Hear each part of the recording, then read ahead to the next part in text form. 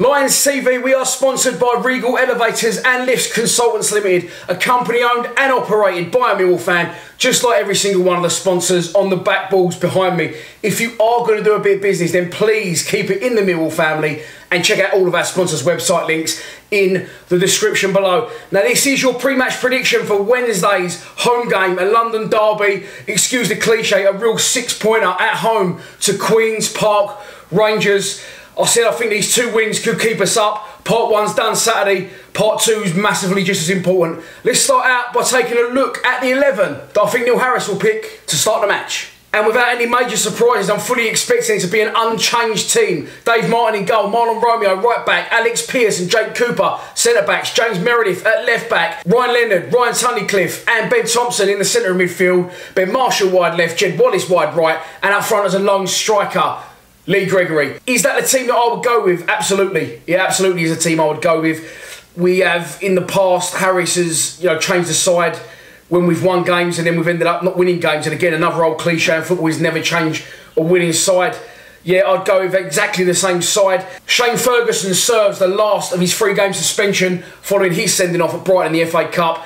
But James Meredith fully deserves to keep his place. So another good performance from Meza on Wednesday will suit him, will suit the crowd, and it'll give a little bit of competition for places for when Fergie comes back in against Sheffield United. Just quickly, always bang on about Fred Onyedinma.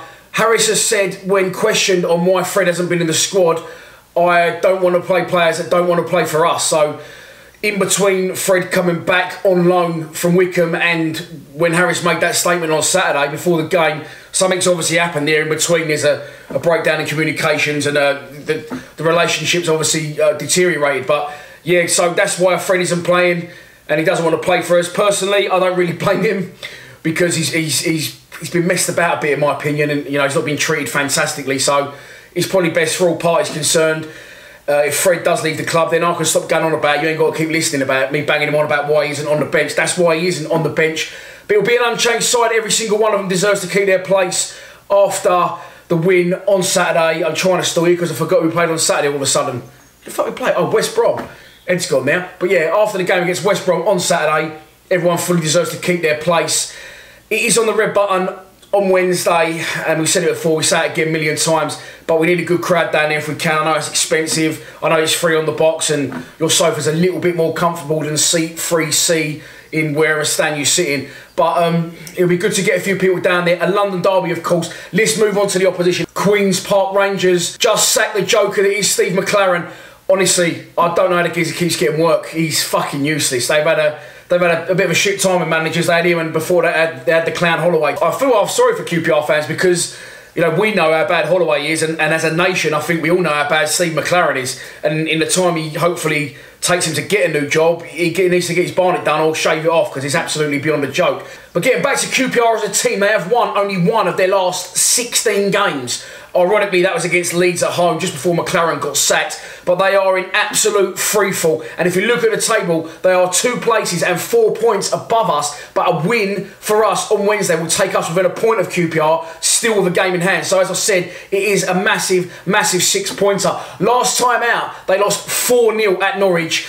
You can't really read too much into that though. Norwich are a fantastic side and they are rolling absolutely everyone in their way. The one to watch for QPR is going to be Tomer Hamed. I've probably said that completely wrong, but that's as close as you're going to get. The Israeli striker is on loan from Brighton and he hasn't got a bad scoring record, to be fair, and he will be the one to watch on Wednesday at the Den. So this is your pre-match prediction, and here we go. I confidently say that we are going to win this game by 3-1 with Alex Pearce to get on the score sheet, Jed Wallace and Lee Gregory. Doesn't owe us a goal, but it'd be lovely if he could get one. Yeah, that's it, 3-1. We're going to do it, I'm pretty sure, and again, take giant leaps to staying in this division. That's your lot for this pre-match prediction. I'll see you at the Den Wednesday if you're going. Please subscribe to Lions TV. Come on, you Lions.